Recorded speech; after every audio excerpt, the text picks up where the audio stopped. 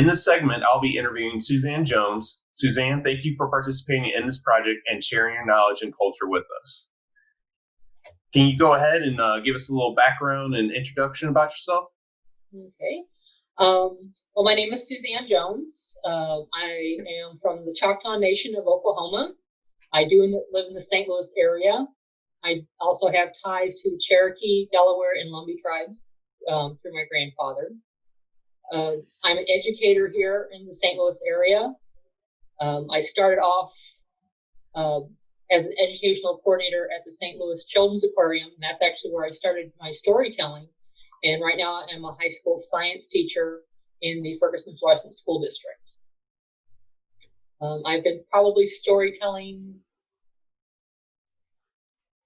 between 15 and 18 years now. So it's been quite an adventure for me.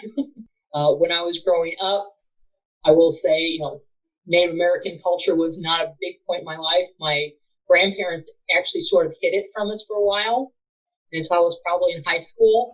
And then it was like, oh, by the way, guess what? You're part Native. It's like, what are you talking about? And so I did more of looking at the genealogy and where the bloodlines were, because it was sort of vague.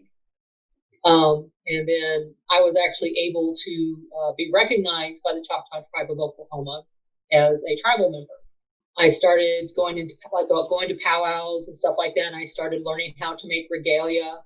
I started with the Cherokee dresses first, and it's like, well, because I can identify more with the Choctaw officially, I went to start learning how to make Choctaw dresses.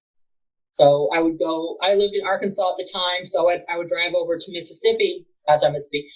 Memphis, and actually go to Chuckalissa, which is a museum over there that was basically being run by a Choctaw family.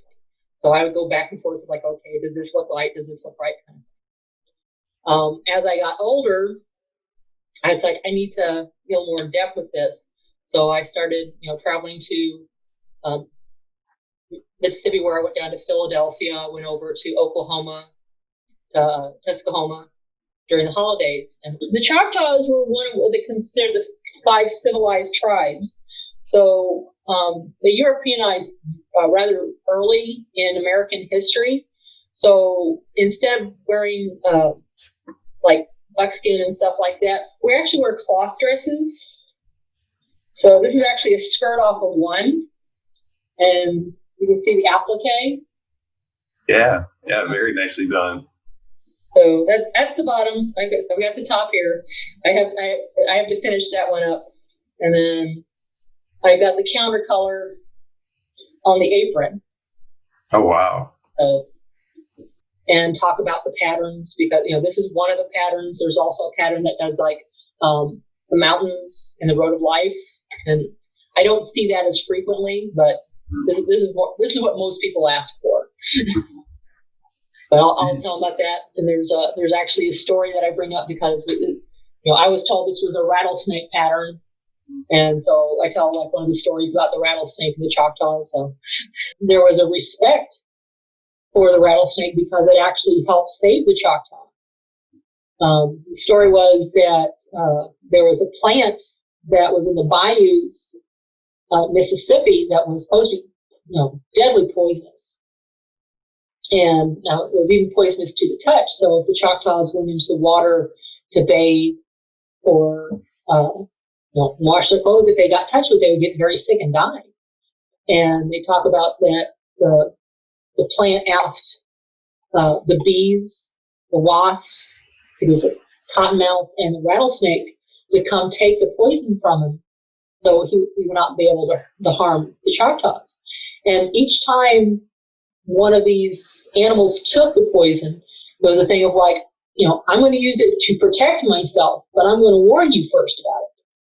So like with the bees, they would be very sparing with it, because if they use it, they would die. The wasps would warn them, by buzzing very loud that, I'm dangerous, I can hurt you. And then with the cottonmouths, they said, I'll show that white mouth to show you I'm not kidding. I'll give you warning that way. And the rattlesnake, which actually was supposed to take most of the toxin, then I will rattle my tail and I will warn them. So, if you have the respect for the animals, give them their wide berth, because, if you're a threat to them, they're probably going to hurt you. But if you know how to stand back and listen and understand what's going on, you can deal with them.